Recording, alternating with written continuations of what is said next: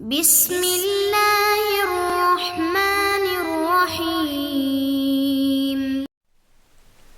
بسم اللہ الرحمن الرحیم۔ آج ہم قصص النبیین کے چوتھے حصے کا پہلا سبق پڑھ رہے ہیں۔ قصہ تو سیدنا شعیب علیہ السلام، نظرۃ علی القصص السابقہ، یعنی حضرت پہلا جو ہے قصہ وہ حضرت شعیب علیہ السلام کا قصہ آئے گا، اور اس سے پہلے ایک تمہیدی سبق ہے کہ سابقہ قصوں پر ایک نظر۔ تو پہلے سابقہ قصوں پر ایک نظر ڈالی جائے گی، یہ ایک تمہیدی سبق ہوگا۔ اس کے بعد جو انبیاء کے قصے آئیں گے چوتھے حصے میں، اس میں سے سب سے پہلے قصہ حضرت سیدنا شعیب علیہ السلام کا قصہ آئے گا۔ قرأتم قصۃ سیدنا ابراہیم و سیدنا یوسف و قرأتم قصۃ سیدنا نوح و سیدنا ہود و سیدنا صالح، قرأتم قصۃ سیدنا موسیٰ فی شیء من التفصیل والتطویل۔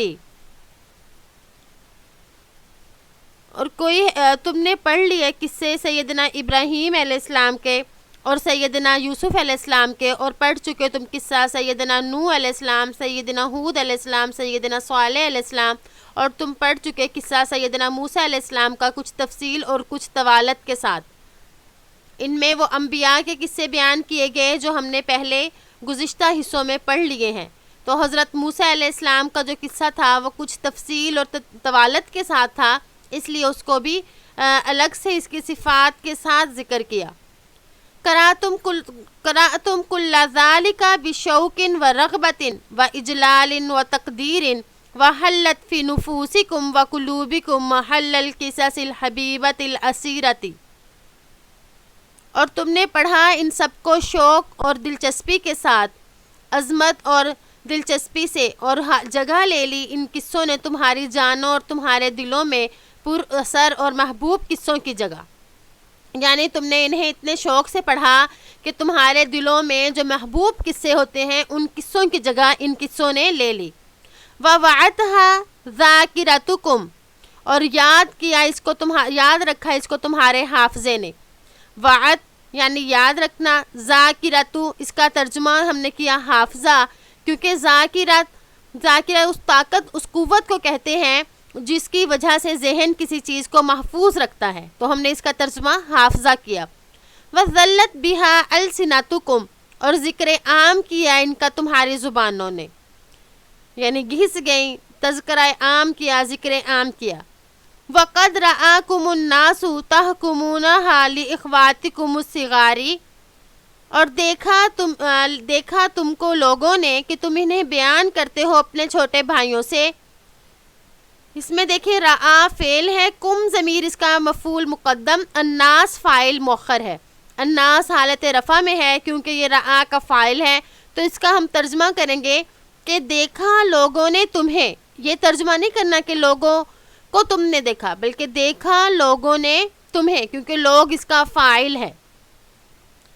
وَتُرَدِّدُونَهَا لِلْأَبَوَيْنِ وَالْإِخْوَاتِ الْكِبَارِ، اور تم اس کو بار بار دہراتے ہو اپنے والدین اور اپنے بڑے بھائیوں کے سامنے۔ ترددونا یعنی بار بار دہرانا، بار بار ذکر کرنا۔ وَأَنْتُمْ تَتَذَوَّقُونَهَا وَقَدْ تَتَحَمَّسُونَ فِي حِكَایَتِهَا، اور تم ان کو مزے لے لے کر بیان کرتے ہو اور ان کے بیان کرنے میں پرجوش ہو جاتے ہو۔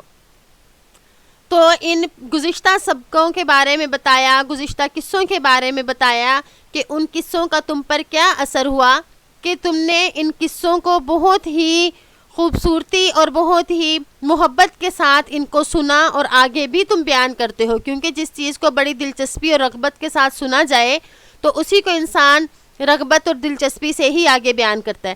تو ان قصوں کی خوبصورتی کو اور ان قصوں کی اہمیت کو بتایا گیا، اور پھر اس کے بعد اب چوتھا قصہ جو ہے وہ ذکر کیا جائے گا۔ اور چوتھے حصے میں پہلے حصوں کے نسبتاً الفاظ جو ہیں وہ کچھ مشکل ہوں گے، اور ان کا بامحاورہ ترجمہ بنانا بھی گزشتہ جو ہے ہمارے اسباق تھے ان کی نسبت کچھ مشکل ہوگا، لیکن اتنا بھی مشکل نہیں۔ اگر ہم ان کی صرفی لغوی تحقیق صحیح طرح سے یاد کر لیں تو ہم ان کا بامحاورہ ترجمہ بنانے میں بھی ہمارے لیے بہت آسانی ہوگی۔ امید ہے کہ آپ کو آج کا سبق سمجھ آ گیا ہوگا۔ السلام علیکم ورحمۃ اللہ وبرکاتہ۔